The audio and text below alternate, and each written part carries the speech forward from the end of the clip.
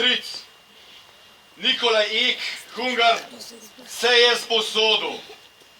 Prosim, popravite me, če bom kaj narobe naredil. 150 zlatnikov. Ja, res Je bilo tako? 150. Je bilo tako? Ne bo držal. Kogada ne? Čakaj, lepo prosim. Vsi sva jih skupaj števa. Seveda. Naprej, 70 srebrnikov. Dogovoreno je bilo, da čez en let vrne denar z obrestmi. Pa čist majhni obresti. Tako bova točen povedala, ko rečeni je bilo 170 zlatnikov, pa op, ja. Zdaj pa tožba šva. Tožba šva, takole. Glejte, za en let, se pravi, posodiva je 150 zlatnikov, dogovorjenje bo, da jih 170 vrne. A so to kakšne obresti, lepo vas prosim? So to kakšne obresti? Tako velikodušno. Ja, in potem 70 srebrnikov in da čez en let vrne zgolj 80. Trubiš. To niso nobene obresti. Gospod sodnik, gospod prisedniki, prosim, da res tukaj le hitro tole obsodite, taka kazniva dejanja, ker tega naša grofica ne more več poslušati. Prosim. Hvala, tožilec. Besedo ima stric Nikolaj Ek, Hungar. Prosim. No, ta prvi bom takole povedal. A vam zgledam res ken siromak? Ali kako? Ja, lahko s tujim denarjem se šuti. No, Tišina, tišina. bom ta prvi kar takole povedal. Res je mislila, da jih bova skrb štela. Res je mislila.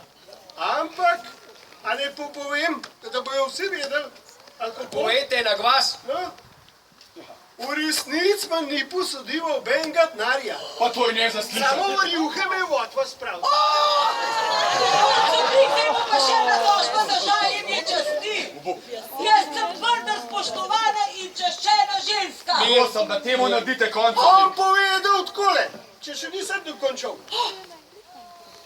Jaz sem kupil enega kona za mojega kmeta. Ščgal mu Enega denarjem. oren kona sem kupil za kmeta in ona je to vidva in je napletva, ker jaz nisem nasedel na njen štetje med rjuham. No, in se je ona to vse zmislila, da zdaj pa ona meni te leckine posodiva. Jaz imam besedo, če lahko gospod Se sodnik. pravite, da vam grofica Sidonija ni posodila omenjenega denarja. Prisežem, da ni. Izvolite, gospod tožilec. Zlatniki in srebrniki so bili posojeni. Sami pa vidite, da se zmišljuje določene zgodbe. Ja, saj stric od naše grofice, lepo vas prosim, pa kakšne rjuhe.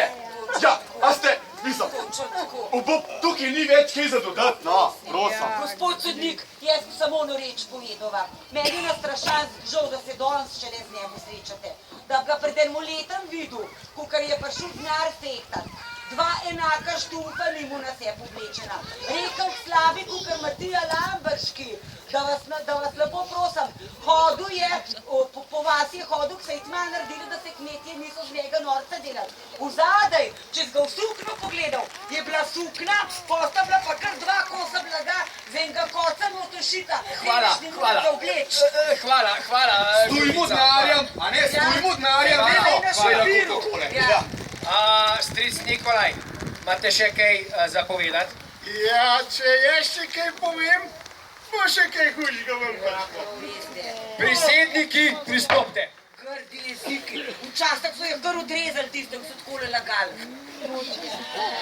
Če pa kdo danes v tep naredi, pa bo kak se dogodilo. Jaz res ne vem, kaj me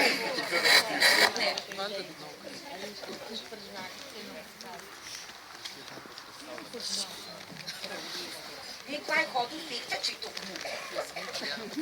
Glej, Pa ga ne bilo treba pojnač nadaril. Pa kako ponosen zdi. Prav, on je bil par men, pa je fehtal. Človeška zloba pa res nima obene moje. Ja, to pa res ne. Da v dolgih jezikah sploh ne govorim, se tam ne vrtijo.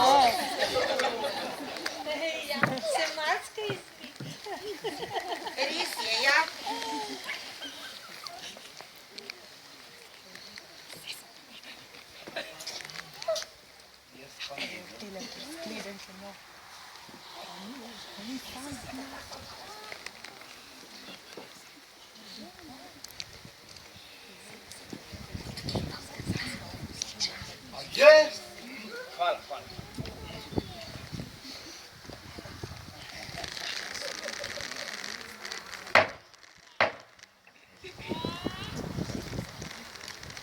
Sodba se glasi. Stric Nikolaj Ek Hungar je kriv. Je kriv, ker ni vrnil sposojenega denarja. Prisedniki pa ugotovili, da lažete. Straža,